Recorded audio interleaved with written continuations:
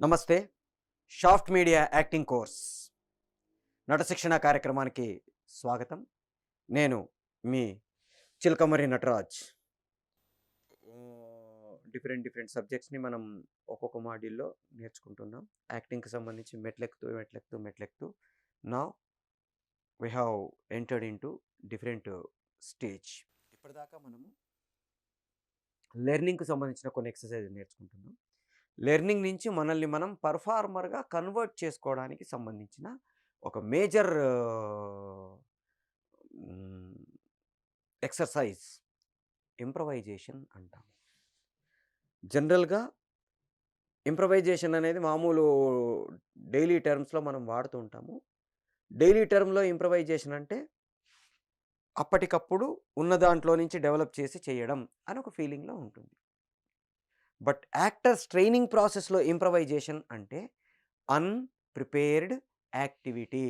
అంటే ఇంతకుముందు దాని గురించి ఏమీ ప్రిపేర్ కాకుండా అప్పటికప్పుడు స్పాంటేనియస్‌గా చేయడాన్ని మనం ఇంప్రొవైజేషన్ అంటాము. జనరల్‌గా సోలో ఇంప్రొవైజేషన్ అని చాలామంది పదాలు వాడుతూ ఉంటారు.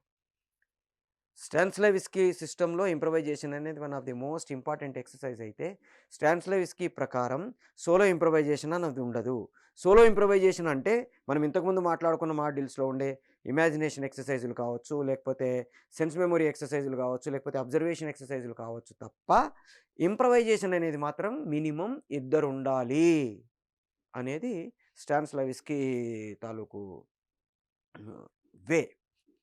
సో, ఇప్పుడు ఇంప్రొవైజేషన్ అంటే ఏంటి? ఎట్లా చేస్తాము? దాని గురించి సంబంధించి మనము ఈ మాడ్యూల్స్‌లో 1 కావచ్చు, 2 కావచ్చు, 3 కావచ్చు. ఇంప్రొవైజేషన్ అనేది పెద్ద సబ్జెక్ట్ కాబట్టి ఇంతకుముందు ఇమాజినేషన్ కూడా మనం ఒక 2, 3 మాడ్యూల్స్‌లో నేర్చుకోవడానికి ట్రై చేసాం. అట్లాగే ఈ ఇంప్రొవైజేషన్ కూడా మోర్ దెన్ 1 మాడ్యూల్స్ కావచ్చు. పాజిబిలిటీని బట్టి ఎన్ని మాడ్యూల్స్‌లో నేర్చుకోవడానికి ట్రై చేసాం. ఇప్పుడు అమెచ్యూర్ క్వాలిటీస్ దాదాపు 5 మాడ్యూల్స్ మనం అమెచ్యూర్ క్వాలిటీస్‌ని డిస్కస్ చేసుకోవడం జరిగింది. అట్లాగే కొన్ని సబ్జెక్ట్స్ ఆహ్ నేర్చుకోవడానికి ఎక్కువ మాడ్యూల్స్‌ని తీసుకోవాల్సిన అవసరం ఉంటుంది. అట్లా ఇంప్రొవైజేషన్ కూడా one of the important exercise in Stanislavski method acting process. So, first అసలు ఇంప్రొవైజేషన్ అంటే ఏంటి? ఇంప్రొవైజేషన్ అనేది అన్‌ప్రిపేర్డ్ యాక్టివిటీ అని మనం అనుకున్నాము. Why we do improvisation? Improvisation అసలు ఎందుకు చెయ్యాలి? ఇంప్రొవైజేషన్ చేయడం వల్ల యాక్టర్‌కి ఏంటి బెనిఫిటు? ఫస్ట్‌ది to stimulate the impulse of emotion. మనలో ఉండే ఎమోషనల్ ఇంపల్స్ ఏవైతే ఉన్నాయో, భావోద్వేగాలు ఏవైతే ఉన్నాయో, వాటిని స్టిమ్యులేట్ చేయడానికి అంటే ఉత్ప్రేరకంగా పనిచేయడం కోసం ఇంప్రొవైజేషన్ వాడతాము. చేయడం కోసం ఇంప్రొవైజేషన్ వాడతాము. జనరల్‌గా మనకి భరతుడి నాట్యశాస్త్రంలో విభావాలు 2 రకాలంటాడు. విభావం అంటే కాజ్ లేదా మోటివ్. ఆలంబన విభావనము, ఉద్దీపన విభావము అని. అంటే బేస్ మోటివ్, స్టిమ్యులేటివ్ మోటివ్ అంటాం. అంటే మనలో ఉండే ఫీలింగ్స్ కలగడానికి కారణమయ్యేది ఆలంబన విభావం అయితే, ఆ కలిగిన ఉద్వేగాల్ని స్టిమ్యులేట్ చేయడానికి అంటే పెంచడానికి గాని, తగ్గించడానికి ఏదైతే అవసరం ఉందో విభావం, దాన్ని ఉద్దీపన విభావం అంటాడు. ఈ ఇంప్రొవైజేషన్ అనేది one of the most effective way to stimulate the emotions అని మనకి స్టానిస్లావిస్కీ మెథడ్ యాక్టింగ్ ప్రాసెస్‌లో నేర్చుకుంటాం. ఇక్కడ మనకి దీంట్లో ఈ స్టానిస్లావిస్కీ మెథడ్ యాక్టింగ్ ప్రాసెస్‌లో ఇంప్రొవైజేషన్‌ని మనం to stimulate the impulse of emotion అంటే మనలో ఉండే భావోద్వేగాల్ని ఎరోస్ చేయడానికి, పెంచడానికి, కదిలించడానికి మనం ఇంప్రొవైజేషన్ చేస్తాము. రెండవది to develop the spontaneous reaction. అంటే అప్పటికప్పుడు ఆ రియాక్షన్స్ మనకు జనరల్‌గా యాంటిసిపేషన్ అని ఒక పదం వాడుతూ ఉంటాం. యాంటిసిపేషన్ అంటే మనం రిహార్సల్స్ చేసి ఉంటాం కాబట్టి, ఎదుటివాడు మనకి అది చేస్తాడు, మనం రియాక్ట్ అవుతామని మనకు తెలుసు కాబట్టి, మనకు తెలియకుండా ముందే రియాక్ట్ అవుతాము. దీన్ని యాంటిసిపేషన్ అంటాం. ఈ యాంటిసిపేషన్ వల్ల యాక్టివిటీ మనం చేసే దాంట్లో న్యాచురాలిటీ తగ్గి ఆర్టిఫిషియాలిటీ స్టార్ట్ అవుతుంది. To avoid the artificiality, to avoid the anticipation మనకి ఇంప్రొవైజేషన్ అనేది బాగా యూజ్ అవుతుంది. ఇంప్రొవైజేషన్‌లో మినిమమ్ ఇద్దరుండాలి. ఒకళ్ళని ప్రాబ్లమ్ హోల్డర్ అంటాము. రెండో వాళ్ళని హెల్పర్ లేదా స్టిమ్యులేటర్ లేదా పార్ట్నర్ అని పిలుస్తాము. ఒరిజినల్‌గా ఇద్దరిలో ఒకళ్ళు అయితే ప్రాబ్లమ్ హోల్డర్ ఉన్నాడు. రెండో వాడు స్టిమ్యులేటర్ లేదా హెల్పర్ లేదా పార్ట్నర్. ఈ పార్ట్నర్ పని ఏంటంటే అతని తాలూకు ఎమోషనల్ ఇంపల్స్‌ని ఎరేజ్ చేయడము. ఎరోస్ అంటే డెవలప్ చేయడము, రెచ్చగొట్టడము. అందుకని ఈ మన ఇద్దరిలో వాడిని స్టిమ్యులేటర్ అంటున్నాం. లేదా పార్ట్నర్ అంటున్నాం. లేదా హెల్పర్ అంటున్నాం. దేనికి హెల్ప్ చేస్తాడు అతను? మనలో ఉండే ఆ ఎమోషన్స్‌ని రెచ్చగొట్టడానికి అతను చేస్తాడు. ఇక్కడ ఇంప్రవైజేషన్‌లో ఇద్దరిలో ఒకళ్ళు ప్రాబ్లమ్ హోల్డరు అనుకున్నాము. అతనికి ప్రాబ్లము లేదా సమస్య ఉండాలి. ఆ సమస్యని రెండవ వాడు మాత్రమే సాల్వ్ చేయాలి. అందుకు వాడి దగ్గరికొస్తున్నాం. ఈ ప్రాబ్లమ్‌లో అర్జెన్సీ ఉండాలి. అర్జెన్సీ అంటే తీవ్రత అంటాం. వెంటనే అయిపోవాలి ఆ పని. కాకపోతే ప్రాబ్లమొస్తుంది.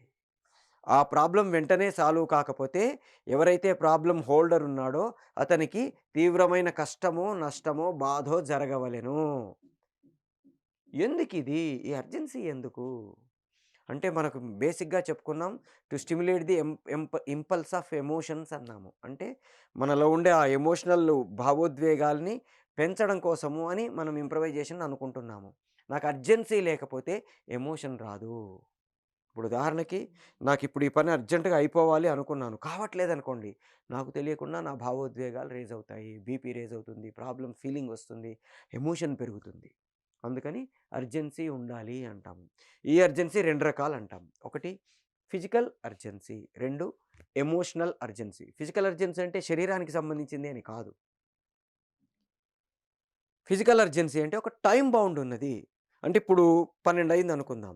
1 కల్లా నా పని కంప్లీట్ అయిపోవాలి. కంప్లీట్ కాకపోతే నాకు ప్రాబ్లమ్. అంటే నా దగ్గర ఒక 60 నిమిషంలో మాత్రమే సమయం ఉంది. ఈ 60 నిమిషాల్లో నా ప్రాబ్లమ్ సాల్వ్ కాకపోతే అరగంట, 30 నిమిషాలు అయిపోయింది. ఇంకా 30 నిమిషాలే ఉంది. 30 నిమిషాల్లో అయిపోవాలి.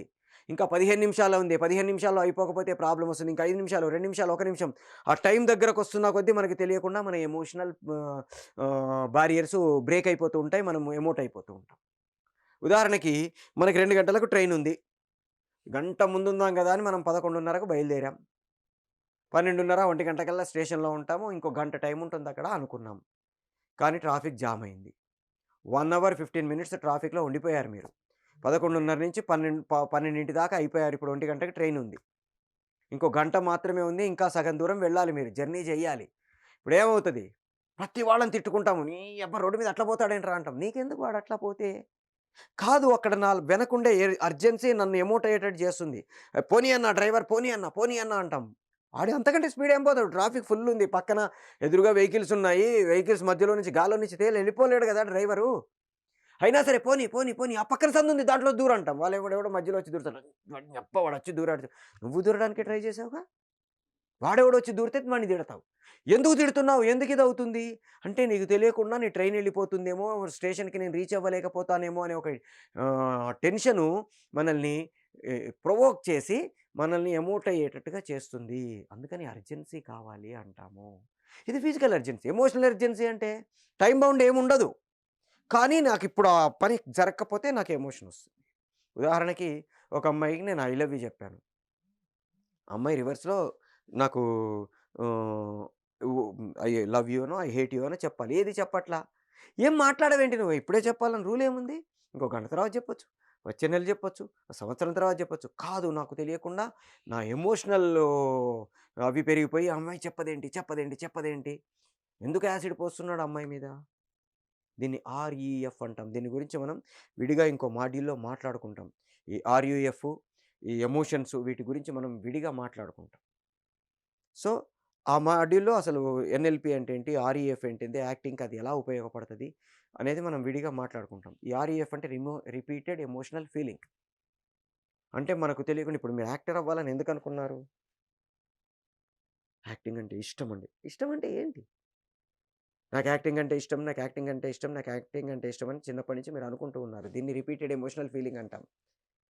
నాకు ఆ అమ్మాయి అంటే ఇష్టం, ఆ అమ్మాయి అంటే ఇష్టం, ఆ అమ్మాయి అంటే ఇష్టం అనుకుంటే, ఆ అమ్మాయి అంటే ఇష్టం ఏర్పడుతుంది. నాకు మా అమ్మా, నాన్న అంటే చాలా ఇష్టమండి, మా అమ్మ, నాన్న అంటే చాలా ఇష్టమండి అని 10 సార్లు అనుకుంటే, నిజంగా అమ్మా, నాన్నలంటే ఇష్టం ఏర్పడుతుంది. చిన్నప్పటి నుంచి మన అమ్మానాన్నలు మనల్ని బాగా పెంచారు కాబట్టి, బాగా చూసుకుంటున్నారు కాబట్టి తెలియకుండా మనం వాళ్ళంటే ఇష్టం ఏర్పడుతుంది. ఆ ఇష్టం కూడా కొంతమందికి మా అమ్మ, నాన్న అంటే నాకు అసహ్యం. మా అమ్మ, నాన్న అంటే నాకు అసహ్యం అంటారు. ఎందుకు అసహ్యం ఏర్పడింది? వాడు అనుకున్నాడు కాబట్టి అసహ్యం ఏర్పడింది. వాడికి ఒక చిన్న ఎక్కడో సబ్‌కాన్షియస్ మైండ్‌లో ఒక పాయింట్‌లో వాళ్ళ అమ్మ, నాన్న అంటే కోపం ఏర్పడింది. వాడికి తెలియకుండా దాన్ని రిపీట్ చేసుకొని వాళ్ళంటే అసహ్యం, నాకు వాళ్ళంటే కోపం, వాళ్ళకి కోపం అనుకుంటున్నాడు కాబట్టి కోపం ఏర్పడింది. వాళ్ళంటే నాకు ప్రేమ అని 10 సార్లు అనుకుంటే ప్రేమ ఏర్పడుతుంది. ఒకడెళ్లి అమ్మాయి మొహం మీద యాసిడ్ ఎందుకు పోస్తున్నాడు? ఈ అమ్మాయి నాకు ద్రోహం చేసింది, ఈ అమ్మాయి నాకు ద్రోహం చేసింది, ఈ అమ్మాయి నాకు ద్రోహం చేసిందని వాడి మైండ్‌లో 10 సార్లు, 20 సార్లు, 30 సార్లు అనుకుంటున్నాడు. దీన్ని ఆర్‌ఈఎఫ్ అంటాము. ఈ ఆర్‌ఈఎఫ్ వల్ల మనకు తెలియకుండా మనం యాక్టింగ్ నేర్చుకోవడానికో, డైరెక్షన్ నేర్చుకోవడానికో, స్క్రిప్ట్ రైటింగ్ నేర్చుకోవడానికో, రేడియో జాకింగో, న్యూస్ రీడింగో ఏదో ఒకటి నేర్చుకోవడానికి ఈ ఫీల్డ్‌లోకొచ్చాం. ఎందుకని? ఎక్కడో మనం చూసుంటాం. ఎవరో ఒక యాక్టింగ్ చేసిన వాడిని చూసి 10 మంది చప్పట్లు కొట్టారు, మెచ్చుకున్నారు. అబ్బా!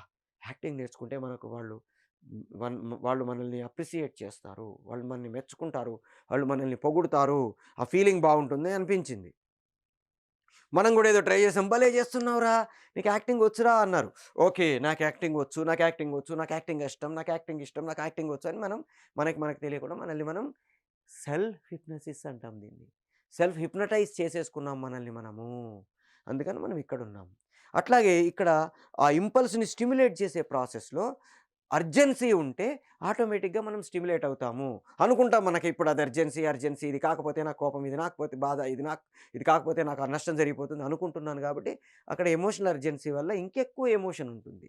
ఫిజికల్ అర్జెన్సీ కన్నా ఎమోషనల్ అర్జెన్సీ ఇంకా ఎక్కువుంటుంది. ఇప్పుడు ఉదాహరణకి నేను మా అన్నయ్య కొట్లాడుకున్నాం. నా ఆస్తి నాకిచ్చేయి అన్నాను. ఎల్లుండి ఇస్తాను పో అన్నాడు. నువ్వు నాకు అన్నయ్య కాదు, నేను తమ్ముడిని కాదు. ఎల్లుండి దాకా ఎందుకాగలి నాకిప్పుడు ఇచ్చేయి అంట. ఇప్పుడు ఇయ్యకపోతే మరి నష్టమా? నిన్నటిదాకా కలిసే ఉన్నాం. ఓ 10 సంవత్సరాల నుంచి కలిసే ఉన్నాం. 20 సంవత్సరాల నుంచి కలిసే ఉన్నాం. కానీ సడెన్‌గా ఇప్పుడు నాకు ఇచ్చేయని ఎందుకంటున్నాం? అంటే stimulus of stimulation of the emotional impulse. అక్కడ నాకు ఆ పనయిపోవాలి అంతే. తొక్కలో నీకు నాకు సంబంధమే లేనప్పుడు నేను నీ కోసం ఎందుకు ఆగాలి అంటాను. దీన్ని ఎమోషనల్ అర్జెన్సీ అంటాం. ఎప్పుడు కూడా ఫిజికల్ అర్జెన్సీ కంటే కూడా ఎమోషనల్ అర్జెన్సీ ఎప్పుడు ఎఫెక్టివ్‌గా ఉంటుంది. మనం తీసుకునే ప్రాబ్లమ్ ఎప్పుడు కూడా ఎఫెక్టివ్‌గా ఉంటుంది ఎమోషనల్ అర్జెన్సీకి. నెక్స్ట్ ఇంప్రవైజేషన్‌లో నెక్స్ట్ రూలు పార్ట్నర్‌కి ప్రాబ్లమ్ ముందే చెప్పకూడదు. ప్రాబ్లమ్ ఇక్కడ మనం చెయ్యడం మొదలుపెట్టేంత వరకు కూడా పార్ట్నర్‌కి ప్రాబ్లమ్ ఏంటో తెలియకూడదు. తెలిస్తే నష్టం ఏంటే? తెలిస్తే వాడు ఇంక మంచే చేస్తాడు గదా! నష్టం ఏంటి అంటే వాడు ప్రిపేర్ అవుతాడు. ఓకే. వీడు ఫలానా దానికొస్తాడు. నేను ఇలా అంటా, వాడు ఇలా అంటాడు. నేను ఇలా అంటా, వాడు ఇలా అంటాడు. ప్రిపేర్ అయిపోతాడు. ఇంప్రవైజేషన్ అంటే ఏమనుకున్నాం? అన్‌ప్రిపేర్డ్ యాక్టివిటీ అనుకున్నాం కదా! వాడు ప్రిపేర్ అయిపోతే దాంట్లో ఉండే ఆ పెప్ పోతుంది. ప్లస్ వాడు ఆర్టిఫిషియల్‌గా చేస్తాడు. ఎప్పుడైతే ఆర్టిఫిషియల్‌గా చేస్తాడో ఇంప్రవైజేషన్ తాలూకు మేజర్ ఉద్దేశ్యం న్యాచురల్‌గా ఎమోషన్స్ చేయడం. ఇంపల్స్‌ని మనం స్టిమ్యులేట్ చేయడం. ఎ జనరల్‌గా ఎందుకు స్టిమ్యులేట్ చేయాలి మన ఎమోషన్స్‌ని? ఎమోషన్స్‌ని స్టిమ్యులేట్ చేస్తే మనం మన ఎమోషన్స్‌ని బయటికి ప్రదర్శించే ప్రాసెస్ డెవలప్ అయితే ఈ ఆర్టిఫిషియల్‌గా కాకుండా న్యాచురల్‌గా చేయడం అలవాటవుతుంది. ఎప్పుడైతే వాడికి ముందే మనం ప్రాబ్లమ్ చెప్పామో వాడు ప్రిపేర్ అయ్యాడో, "ఓహ్! వచ్చావా? రా, కూర్చో" అంటాడు. ఏరా రా కూర్చో అనడానికి, "వచ్చావా? రా, కూర్చో" అనడానికి ఎంత తేడా ఉంది. మనము మన అమెచ్యూర్ క్వాలిటీస్ గురించి మాట్లాడుకున్నాం. ఆర్టిఫిషియల్‌గా చేయడము, ఇమ్మెచ్యూర్‌గా చేయడము, ఎగ్జిబిషనిస్టిక్‌గా చేయడం ఇట్లా రకరకాలు మాట్లాడుకున్నాం. కదా! వాట్లల్లో ఈ ఎగ్జిబిషనిస్టిక్ అనేది అలవాటైతుంది. యాక్టింగ్ అనగానే తెలియకుండా ఒక రకమైన ఆర్టిఫిషియాలిటీ చేయడానికి ట్రై చేస్తారు. "ఓహ్! అన్నయ్య వచ్చావా? రా అన్నయ్య, కూర్చో అన్నయ్య." మనం డైలీ లైఫ్‌లో అన్ని సార్లు అన్నయ్య అంటామా? అన్నయ్య రా కూర్చో అయిపోయింది. ఇది న్యాచురల్‌గా చేసాం. కానీ ఎప్పుడైతే మనము ఆర్టిఫిషియల్‌గా యాక్టింగ్ చేస్తున్నాం అనుకున్నామో, "అన్నయ్య వచ్చావా అన్నయ్య? రా అన్నయ్య, కూర్చో అన్నయ్య." ఎందుకింత ఆర్టిఫిషియల్‌గా చేస్తున్నాం? అంటే యాక్టింగ్ అంటే ఆర్టిఫిషియల్‌గా చేయాలని ఒక ఫీలింగ్ తెలియకుండా వీడి సబ్‌కాన్షియస్ మైండ్‌లో ఉండడం వల్ల అలా చేస్తున్నాము. కాదు. Acting is behaving. Acting is believing. Acting is becoming అని మనం స్టార్టింగ్‌లో ఒక మాడ్యూల్‌లో మాట్లాడుకున్నాం 3 బీస్ ఆఫ్ యాక్టింగ్‌లో. బిహేవియర్ మన డైలీ లైఫ్‌లో ఎలాగైతే జీవిస్తున్నామో, ప్రవర్తిస్తున్నామో అట్లాగే మనం యాక్టింగ్ చేసేటప్పుడు గూడా ప్రవర్తిస్తే చూసేవాడికి న్యాచురల్‌గా ఉంటుంది. అంటే అంతకుముందు తినేవాడు కాదనేగా? మీ హాస్పిటల్‌కొచ్చిన రోజే అతను ఆ మందులు తిన్నాడనేగా అన్నాననుకోండి. ఎందుకంత ఆర్టిఫిషియల్‌గా చేస్తున్నా? అంటే ఇంతకుముందు తినేవాడు కాదనేగా, మీ హాస్పిటల్‌కొచ్చిన టైంకి అతను తిని లేడనేగా అన్నాననుకోండి. న్యాచురల్‌గా. సో, ఎప్పుడైతే వాడికి ముందే తెలిసిందో ఆ పార్ట్నర్‌కి, వాడు ఆర్టిఫిషియల్‌గా బిహేవ్ జేయడానికి ప్రయత్నం జేస్తాడు. ఆర్టిఫిషియల్‌గా చేయడానికి ప్రయత్నం జేస్తే ఎక్స్‌బిషనిస్టిక్కును యాక్టింగ్‌లో న్యాచురాలిటీ లేకుండా చూసేవాడికి విసుగు కలిగే అవకాశం ఉంటుంది. అందుకని ఎప్పుడు కూడా ఇంప్రవైజేషన్‌లో పార్ట్నర్‌కి మనం ప్రాబ్లమ్‌ని ముందే చెప్పేయము. స్పాట్‌లో అక్కడికెళ్ళిన తర్వాత స్టార్టింగ్‌లో ఉండే ఆ ఏదైతే యాక్టివిటీ నడిచిందో దాని తర్వాత మనం దాన్ని రివీల్ జేయడానికి ట్రై జేస్తాం. నెక్స్ట్ పార్ట్నర్‌కి, ప్రాబ్లమ్ హోల్డర్‌కి మధ్యలో స్ట్రాంగ్ రిలేషన్‌షిప్ ఉండాలి. ఆ! రిలేషన్‌షిప్ లేకుంటే ఏమవుద్ది? ఏమవుతుందంటే ప్రాబ్లమ్ ముందుకెళ్ళదు. ఎందుకనేది మనం ఇప్పుడు ఒక ఎగ్జాంపుల్‌గా తెలుసుకుందాం. ఉదాహరణకి మీరు ఓ విజయవాడలోనో, లేకపోతే నల్గొండలోనో, లేకపోతే ఖమ్మంలోనో, లేకపోతే ఢిల్లీలోనో, ఇంకో చోటో ట్రైనో, బస్సో దిగారనుకోండి. బస్ స్టాండ్‌లో నుంచి బయటికి రాగానే మీకు కొంతమంది ఒకళ్ళిద్దరు తారసపడతారు. చాలా చోట్ల 90% ప్లేసుల్లో పర్టిక్యులర్‌గా టూరిస్ట్ ప్లేసులలో, పిల్గ్రిమ్ ప్లేసులలో తారసపడతారు. మిమ్మల్ని దిగిన ట్రైన్ అబ్జర్వ్ చేస్తారు. చేసి బస్సు అబ్జర్వ్ చేస్తారు. "సార్ హైదరాబాదా సార్ మీది? సార్ నా పర్స్ ఎవరో కొట్టేశారు సార్. ఒక 500 ఉంటే ఇవ్వండి సార్. ఊరెళ్ళాలి సార్" అంటాడు. అద్భుతమైన పెర్ఫార్మన్స్ చేస్తారాళ్ళు. కానీ మీరు వాళ్ళకి ఒక పైస ఇవ్వరు. ఏ? ఎందుకని? ఎందుకు అంటే వాడెవడో నాకు తెలీదు. వాడు నిజం చెప్తున్నాడో నాకు తెలీదు. అబద్ధం చెప్తున్నాడో నాకు తెలీదు. 90% అబద్ధాలు చెప్పేవాళ్ళే ఉంటారు గాబట్టి ఈడికి నేనెందుకివ్వాలి? ఎలాగోతలకే అంటాను. సార్ నేను అబద్ధం ఆడట్లేదండి. వాడు మన వెంట పడతాడు. మనల్ని వాడు ఒక 4, 5 నిమిషాల సేపు అబ్జర్వ్ చేసి ఇక వీడియ్యడు లేదా ఇస్తాడు. ఇస్తాడు అనుకుంటే ఇంకో అరగంటైనా, ముప్పో గంటైనా మన వెనక పడతాడాడు. ఈడిచ్చే బ్యాచ్ కాదా అబ్జర్వ్ చేసేసి పట్టేసుకుంటారు వాళ్ళు. ఇచ్చే బ్యాచ్ కాదనిపించిందనుకోండి 3, 4 నిమిషాల్లో మననొదిలేస్తాడు. మళ్ళీ ఇంకోడిని పట్టుకోవడానికి ట్రై చేస్తాడు. వాడికి మీరెందుకివ్వలా? వాడికి మీకు రిలేషన్‌షిప్ లేదు గాబట్టి. అదే మీరు ఢిల్లీలో ట్రైన్ దిగి బయటికొస్తున్నారు. నేను కనపడ్డాను. "హే! సుబ్రహ్మణ్యం ఎప్పుడొచ్చావు?" అని అడిగా. సుబ్రహ్మణ్యమో, వెంకటేషో, తేజానో, రవో, రామో మీ పేరేదైతే అది. ఆ పేరుతో నేను పిలిచి "హేయ్!" అనగానే "సార్ మీరేంటిక్కడ?" అన్నారు. "ఏం లేదే నా పర్స్ కొట్టేశారు. మళ్ళీ నేను రిటర్న్ ఎళ్ళాలి. ఏం చేయాలో అర్థం" "సార్ పర్స్ కొట్టేశారా సార్? ఎంతుండే సార్?" "అయ్యయ్యయ్యో! ఓ పని చేద్దాం రండి సార్ నాతో పాటు" అని మీరు తీసుకెళ్తారు. టికెట్ కొంటారు. అతను నా చేతిలో పెడతారు. నన్ను రైలెక్కిచ్చేదాకా ఉండి లేదా నేను లేదయ్యా నేను తర్వాత ఎళ్తాను అన్నా సరే, ఓకే సార్ అని మళ్ళీ జేబులో ఇంకో రూ. 100 ఎక్స్‌ట్రా పెట్టి మీరెళ్ళిపోతారు. ఎందుకని? ఎందుకంటే మీకు నాకు ఉండే ఆ స్ట్రాంగ్ రిలేషన్‌షిప్ నన్ను నమ్మేటట్టు చేసింది. ఆ రిలేషన్‌షిప్ లేకపోతే ఎదుటివాడిని నమ్మం ఫస్ట్. వాడేది చెప్పినా అబద్ధమే చెప్తున్నాడులే అనుకుంటాం. అందుకని మనం ఏం చేస్తాము? ఇంప్రవైజేషన్‌లో ఇద్దరి మధ్యలో స్ట్రాంగ్ రిలేషన్‌షిప్ ఉండాలి అంటున్నాం. నెక్స్ట్ స్టార్టింగ్‌లో ఏదైతే ప్రాబ్లమ్ స్టార్ట్ అవుతుందో అప్పుడు ఈ రిలేషన్‌షిప్‌ని బట్టి వాళ్ళ యాటిట్యూడ్స్, వాళ్ళ బిహేవియర్స్ ఉండాలి. రాగానే వీడేదో అడగడానికొచ్చాడు అనుకోని, "హ్మ్. ఎందుకొచ్చావు? నా దగ్గరికి రావద్దని చెప్పా" అనకూడదు. వాడికి నాకు రిలేషన్‌షిప్ ఉందన్నాం గదా! "ఏ రారా బయ్ కూర్చో" అంటాను. నా డైలీ లైఫ్‌లో వాళ్ళనేమని పిలుస్తా అన్నయ్య అయితే, "రా అన్నయ్య కూర్చో" అంటాను. ఫ్రెండ్ అనుకోండి, "ఏరా నీ అబ్బా 2 రోజుల నుంచి కనపడలేదు ఏమైపోయావురా" అంటాను. సో, మనకి వాళ్ళకి ఉండే ఆ రిలేషన్‌షిప్‌ని బట్టి మనం బిహేవ్ చేయాలి. యాటిట్యూడ్‌ని చూపించాలి. ఎప్పటిదాకా? ప్రాబ్లమ్ ఓపెన్ అయ్యేంత వరకు. వాడప్పుడు మనని డబ్బులడిగాడు. ఓ రూ. 100 అడిగాడు. అప్పుడు దాన్ని బట్టి మనం రియాక్షన్‌ని కంటిన్యూ చేస్తాం. ఇంకో కండిషన్ ఏంటంటే ఇందులో ఇంప్రవైజేషన్‌లో రూల్ ప్రకారం పార్ట్నర్ ఎప్పుడూ కూడా నెగెటివ్ యాటిట్యూడ్ కలిగి ఉండవలెను. వాడు రాగానే రూ. 100 అడగగానే తీసుకోరా అని ఇచ్చేసాననుకోండి. There ends matter. మనం ఇంప్రవైజేషన్ ఎందుకు చేస్తున్నాం? ఆ ఎమోషన్స్‌ని బయటికి లాక్కురావడానికి. పార్ట్నరు లేదా ప్రాబ్లమ్ హోల్డరు, మన పార్ట్నరు లేదా హెల్పరు లేదా స్టిమ్యులేటర్ పనేంటి? వాళ్ళలో ఉండే ఎమోషన్స్‌ని డెవలప్ చేయడం కదా! వాడు రాగానే ఇచ్చేస్తే ప్రాబ్లమ్ సాల్వ్ అయిపోతే ఎమోషన్ రాదు. ప్రాబ్లమ్ సాల్వ్ చెయ్యకుండా ఆపితే టైం గడుస్తున్న కొద్దీ అర్జెన్సీ ఉంది గాబట్టి ఎమోషన్ పెరుగుతూ ఉంటుంది. అందుకని మనం ఏం జేస్తాము, ఈ ప్రాబ్లమ్ హోల్డర్ వచ్చినప్పుడు ఆ అర్జెన్సీని మనము హోల్డ్ చేసి, ఈ పార్ట్నర్ లేదా హెల్పర్ లేదా స్టిమ్యులేటరు ప్రాబ్లము తీర్చేయకుండా, సమస్యని తీర్చేయకుండా దాన్ని ముందుకు నడిపించడానికి ప్రయత్నం జేస్తాడు. ఎప్పుడైతే ముందుకు నడిపించడానికి ప్రయత్నం చేస్తాడో తెలియకుండా వాళ్ళలో ఆ ఎమోషన్స్ స్టార్ట్ అవుతాయి. అందుకనే ఎప్పుడు కూడా పార్ట్నర్ ఎప్పుడు నెగెటివ్ యాటిట్యూడ్ కలిగి ఉండవలను అంటున్నాం. నెగెటివ్ యాటిట్యూడ్ అంటే వాడు చెప్పిన పనిని ఏదైతే చేద్దాం అనుకుంటున్నాడో దాన్ని చెయ్యాల్సింది వీడే గాని చెయ్యకూడదు. ప్రాబ్లమ్ వీడే సాల్వ్ చెయ్యాలి. వీడి వల్లనే సాల్వ్ కావాలి. లేకపోతే వాడు వేరే చోటికెళ్తాడు గదా! మన దగ్గరికే ఎందుకొస్తున్నాడు పార్ట్నర్ దగ్గరికి పార్ట్నర్ అని. ఎప్పుడూ కూడా ఆ ప్రాబ్లమ్ హోల్డర్ వచ్చినప్పుడు మన వల్లనే సాల్వ్ అవుతుందని గాబట్టి వచ్చాడు గాబట్టి, దాన్ని మనం తీర్చేస్తే ప్రాబ్లమ్ సాల్వ్ అయిపోతే వాడికి ఎమోషన్స్ రావు కాబట్టి, ఆ ప్రాబ్లమ్స్‌ని మనం సాల్వ్ చేయకూడదు. ఎట్ ది సేమ్ టైమ్ దాన్ని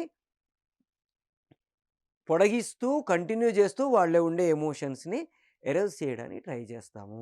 ఎప్పుడైతే ఎమోషన్స్ ఎరోజ్ అవుతాయో ఆటోమేటిక్‌గా వాడికి తెలియకుండా వాడు రియాక్ట్ అవ్వడం మొదలెడతాడు.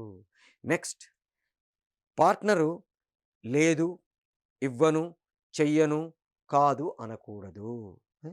ఇదేంది నెగెటివ్ యాటిట్యూడ్ కలిగి ఉండాలంటున్నాం. మళ్ళీ లేదు, చెయ్యను అనకూడదంటున్నాం. ఎట్లా? కదా! లేదు, చెయ్యను అనకూడదు, చెయ్యకూడదు. ఎందుకని? లేదు, కాదు, చెయ్యను అన్నాననుకోండి. ఒక రూ. 100 ఇయి తేజ అని అడిగా. లేవు సార్ అన్నాడు. ఇయ్యి తేజ, లేవు సార్. ఇయ్యి తేజ, లేవు సార్. ఇయ్యి తేజ, లేవు సార్. ఏమైంది? అక్కడక్కడ గిరగిర గిరగిర తిరుగుతుంది. ప్రాబ్లమ్ ముందుకెళ్ళదు. వీడికి ఎమోషన్ రాదు. ఉన్నాయి. కానీ ఎందుకివ్వనో తెలుసా? మీరు ఈ డబ్బులు తీసుకెళ్ళి మందు కొడతారు. ఆ! అది మన ఇక్కడ ఇంకొక రూల్ ఏంటంటే, పార్ట్నర్ చెప్పింది మనం యాక్సెప్ట్ చెయ్యవలెను. అదేంటది? అంటే యెస్. పార్ట్నర్ నీకు మొన్న రూ. 100 ఇచ్చానన్నాను. నువ్వా? నాకా? రూ. 100 ఎప్పుడిచ్చావు? అనకూడదు. ఇచ్చావురా. ఎందుకిచ్చావు? నీ ఫీజు కట్టమని ఇచ్చావు. నాకేమైనా సాయం చేశావా? అన్నాను. రూ. 100 ఇచ్చినట్టు యాక్సెప్ట్ చేస్తున్నాను. దాంట్లో నుంచి నేను బయటికెళ్ళిపోయి మళ్ళీ వాడిని సేమ్ ప్రాబ్లమ్ కంటిన్యూ చేయడానికి వీలుగా, అడగడానికి వీలుగా వాడిని ఇరికిస్తున్నాను. ఒరేయ్! నేను నీకు మొన్న రూ. 1000 ఇచ్చాను కదరా! నా ఫీజు కట్టమని అవి ఎగ్గొట్టి ఏం చేశావురా? అన్నాడు. ఎగ్గొట్టి అన్నాడు. అంటే ఫీజు వాడిది కట్టలేదు నేను. వాడు చెప్పేసాడు. "ఏయ్! నీ ఫీజు కట్టేసాను కదరా! రిసిప్ట్ కూడా నీకు ఇచ్చాను కదరా!" అనకూడదు. రూ. 1000 ఇచ్చావురా! ఫీజు కట్టమని ఇచ్చావు. వెళ్తూ ఉంటే మీ నాన్న కనపడ్డారు. మీ నాన్న ఆల్రెడీ ఫీజు కట్టేసాడట. అందుకని మీ నాన్న నేను ఫీజు కట్టేసానురా! వాడికిచ్చిన డబ్బులు నాకిచ్చేయి అన్నాడు. మీ నాన్నకిచ్చేసానురా. ఏమైందిప్పుడు? వాడికి ఫీజు కట్టమని ఇచ్చిన డబ్బులు నేను ఫీజు కట్టలా. కానీ ఆల్రెడీ వాళ్ళ నాన్న కట్టాడు కాబట్టి వాళ్ళ నాన్నకిచ్చాను. ఏరా! మొన్న నేను నీకు రూ. 1000 ఫీజు కట్టమనిస్తే తీసుకెళ్ళి బార్‌లో మందు కొట్టేశావు అన్నాడు. ఆ! నేను మందు కొట్టలేదురా అనకూడదు. Yes, we have to accept. అవునురా! బార్‌లో మందు కొట్టాను. ఎందుకు కొట్టానురా? నువ్వే గదరా సుబ్బారావు గారి దగ్గరికెళ్ళి 10,000 ఇయ్యాలి అవి తీసుకురా, ఏదన్నా చెయ్యిరా అన్నావుగా. 10,000 రావాలంటే ఏం చేయాలిరా? వాడికి మందు కొట్టించాలి. అక్కడ నేను తాగలా. వాడికి కొట్టిచ్చా. 10,000 వచ్చాయి. తీసుకొచ్చి నీకిచ్చాగా. అబ్బా! శబ్బాష్‌రా! థాంక్ యూ రా! సుబ్బారావు గాడి మొండి బాకీరా! వసూలు కాలేదురా! అని గూడా అన్నావుగా అన్నాను. ఇప్పుడేమైంది? వాడిచ్చిన డబ్బులతో బార్‌కెళ్ళాను. వాడికి మందు కొట్టిచ్చాను. ఆ డబ్బులు తీసుకెళ్ళి మళ్ళీ వాడికే ఇచ్చాను అన్నానా? నువ్వు నాకెప్పుడు ఇచ్చావురా 10,000 అని వాడు కూడా అనడానికి లేదు. ఆ! కరెక్టే గానీ ఇప్పుడు ఆ రూ. 1000 వేస్ట్ అయిపోయినాయి గదరా! వాడేదో అంటాడు. వాడేదంటే మళ్ళీ దాన్ని బట్టి నేను రియాక్ట్ అవుతాను. నేనేదంటే మళ్ళీ దాన్ని బట్టి వాడు రియాక్ట్ అవుతాడు. ఎప్పుడు కూడా ఎదుటి వాళ్ళు అన్నదాన్ని విని మనం రియాక్ట్ కావాలి.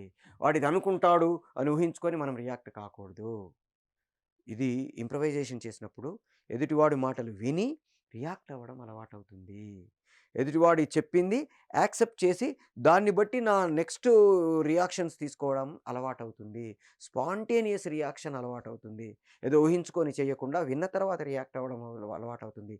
ఎదుటివాడి మాటల ముందు వినడం అలవాటవుతుంది.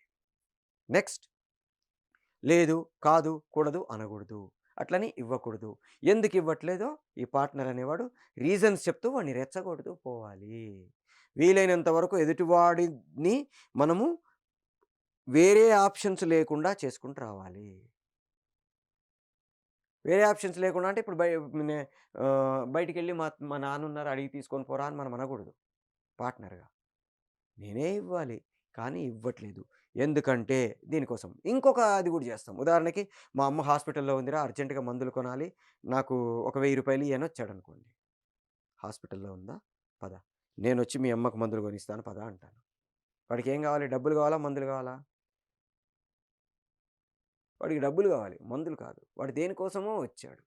ఇప్పుడు నేను వాడి ప్రాబ్లమ్‌ని డైరెక్ట్‌గా సాల్వ్ చేయకుండా ఇండైరెక్ట్‌గా సాల్వ్ చేస్తానని చెప్తున్నాను. వాడు డైరెక్ట్‌గానే సాల్వ్ చేయించుకొని ఎళ్ళాలి. ఇప్పుడు నాకు డబ్బులే కావాలని. మందులు కావాలన్నావు డబ్బులెందుకురా? అంటే నేను వెళ్తూ కొనుక్కొని ఎళ్తాను. నేనొస్తానంటున్నాను గదా! మెడికల్ షాప్‌లో నేను పే చేస్తాను. అంటే అది యాక్చువల్‌గా అంటాడు. ఏరా బయట సుధా ఉందా? ఇద్దరు కలిసి సినిమాకెళ్ళడానికి ప్లాన్ చేసుకున్నారా? ఆ! దానికోసం మీ అమ్మ హాస్పిటల్‌లో ఉందని నాకు కథలు పడుతున్నావా? అని అడిగాను. అంటే అది అంటాడు. చెప్పు హాస్పిటల్‌కి నేనొచ్చి డబ్బులు కడతా అంటే ఎందుకు వద్దంటున్నావు? అది బాజీ దొరికిపోయాడు. అక్కడ వాడిని ఇరికించా. ఇంకో రూట్‌కి తీసుకెళ్ళా. అవునురా సుధుందిరా సినిమాకెళ్దాం. ఇవ్వను. ఏరా నేను మొన్న ఫీజు కట్టాలి డబ్బులియ్యరా అంటే లేవంటావా? ఇప్పుడు నీకు సుధతో సినిమాకెళ్ళడానికి నేను డబ్బులియ్యాలి. అంతే కదా! ఇదిగో 10,000 ఉన్నాయి. ఇవ్వను దొబ్బెయ్. అబ్బబ్బబ్బా! అని బతిమిలాడతాడా? కోప్పడతాడా? నువ్వు ఫ్రెండ్‌వేరా అంటాడా? ఇంకోటంటాడా? ఇంకోటి వాటెవర్ ముందుకెళ్తాం. సో, ఇంప్రూవైజేషన్ చేసేటప్పుడు ఎప్పుడు కూడా పార్ట్నర్ తాలూకు యాక్టివిటీని బట్టి మనం రియాక్ట్ అవుతూ ఉంటాము. నెక్స్ట్ ఇంప్రూవైజేషన్‌లో పార్ట్నర్ ఎప్పుడూ కూడా బిజినెస్ చేయవలెను. స్టేజ్ బిజినెస్ లేదా స్క్రీన్ బిజినెస్ అంటాము. బిజినెస్ అంటే యాక్టివిటీ చేయాలి. విత్ ప్రాపర్టీసు ఏదో ఒక యాక్టివిటీ చేస్తూ ఉండవలెను. తనొచ్చే టైంకి, ఏ టైంకి తనొస్తున్నానని చెప్పాడో తను 5 డబ్ల్యూస్ చెప్తాడు. ఏం కావాలి? చెప్పకుండా మిగతాయన్నీ చెప్తాడు. ఏం కావాలో చెప్పడు. ఎప్పుడొస్తున్నాడో చెప్తాడు. మనకును వాళ్ళకుండే స్ట్రాంగ్ రిలేషన్‌షిప్ ఏంటో చెప్తాడు. ఆహ్, తర్వాత ఎక్కడికొస్తున్నాడో చెప్తాడు. ఆహ్, ఎందుకు, ఏమిటి చెప్పడు. వాటు, వయ్యి చెప్పడు. మిగతా నా మిగతా వాటన్నిటిని చెప్తాడు. దాన్ని బట్టి ఓకే. రాత్రి 11 గంటలకు అతనొస్తా అన్నాడు. రాత్రి 11 గంటలకు నేనేం జేస్తాను? సో, ఇంకో మాడ్యూల్‌లో ఇంకో కొన్ని విషయాలతో మనం కలుద్దాం. అంతవరకు సెలవు. సాఫ్ట్ మీడియా మీకోసం డిఫరెంట్ కోర్సెస్‌ని యాక్టింగ్ కోర్సే కాకుండా డిఫరెంట్ కోర్సెస్‌ని ఆఫర్ చేస్తుంది. యాక్టింగు, డైరెక్షను, సినిమాటోగ్రఫీ తర్వాత ఎడిటింగు ఆహ్, తర్వాత న్యూస్ రీడింగు, యాంకరింగు, రేడియో జాకీయింగ్ ఇట్లా డిఫరెంట్ కోర్సెస్‌ని మీకు సింపుల్‌గా చాలా తక్కువ ఫీజులతో మీకు ఆఫర్ చేస్తుంది. వీటిలలో ఆన్‌లైన్ కోర్సెస్ ఉన్నాయి, ఆఫ్‌లైన్ కోర్సెస్ ఉన్నాయి. డెఫినిట్‌గా ఎప్పుడైనా సరే మీరు లైవ్‌గా నేర్చుకుంటే వచ్చే అడ్వాంటేజెస్ ఇప్పుడు మీకు చెప్పిన ఈ ఇంప్రవైజేషన్స్ అన్నీ కూడా మీరు ప్రాక్టికల్‌గా చేస్తూ ఉంటే, సూపర్వైజర్ చెప్తూ ఉంటే, టిప్స్ మీరు నేర్చుకుంటే ఇంకా ఎఫెక్టివ్‌గా ఉంటుంది. అందుకని ట్రై టు లెర్న్ ఆఫ్‌లైన్. వచ్చి మీరు నేర్చుకోవడానికి ట్రై చేయండి. డిఫరెంట్ కోర్సెస్ అన్నీ మీకు సాఫ్ట్ మీడియా ఆఫర్ చేస్తుంది. దాంట్లో డిప్లొమాలు ఉన్నాయి. తర్వాత మీడియం కోర్సెస్ ఉన్నాయి, ప్రొఫెషనల్ కోర్సెస్ ఉన్నాయి, వీకెండ్ కోర్సెస్ ఉన్నాయి. ఏ కోర్స్ కావాలంటే ఆ కోర్స్ మీరు చేయొచ్చు. కింద డిస్క్రిప్షన్ బాక్స్‌లో మనకు సంబంధించిన కాంటాక్ట్ నెంబర్సు, కోర్సు డీటెయిల్స్ అన్నీ ఉంటాయి. వాటిని చేయడానికి ట్రై చేయండి. ఇండస్ట్రీలో ఒక మంచి పవర్ఫుల్, ప్రొఫెషనల్, ట్రైన్డ్ పర్సన్‌గా వెళ్ళి మిమ్మల్ని మీరు ప్రూవ్ చేసుకోవడానికి ట్రై చేయండి. అంటిల్ దెన్ సైనింగ్ ఆఫ్ మీ చిలకమర్రి నటరాజ్. Bye.